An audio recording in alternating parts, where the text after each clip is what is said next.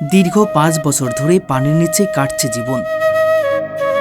দীর্ঘ সময় দিনরাত পানিতে ডুবে থাকায় শরীরের চামড়া আজ পচে যাওয়ার মতো এক ভয়াবহ অবস্থায় পৌঁছেছে। চোখ বন্ধ করে ভাবুন তো, সমবয়সী ছেলেরা যখন মাঠে খেলছে বা স্কুলে যাচ্ছে, তখন এক বুক পানির নিচে দাঁড়িয়ে অবর্ণীয় কষ্ট সহ্য করছে ১৬ বছরের এক কিশোর। তীব্র রোদ, কনকনে শীত কিংবা অবিরাম বৃষ্টি, সব ঋতুতেই এই পুকুরটাই যেন তার এক জীবন্ত নরক।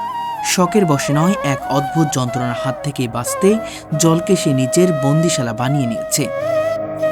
পানি থেকে ডাঙায় পা রাখলেই তার পুরো শরীরে শুরু হয় জীবন্ত আগুনে পুড়ে যাওয়ার মতো তীব্র অসহ্য জ্বালাপোড়া।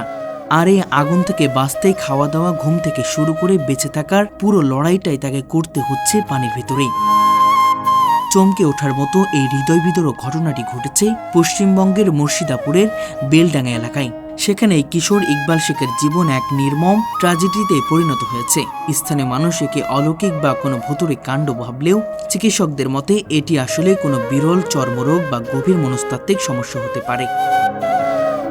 চরম দারিদ্র্যের কারণে এতদিন পরিবারটি তার কোনো চিকিৎসা করাতে পারেনি। তবে সম্প্রতি ইকবালের এই পচে যাওয়া শরীরের করুণ দৃশ্য সামাজিক যোগাযোগ মাধ্যমে ভাইরাল হওয়ার পর তা প্রশাসনের নজরে আসে।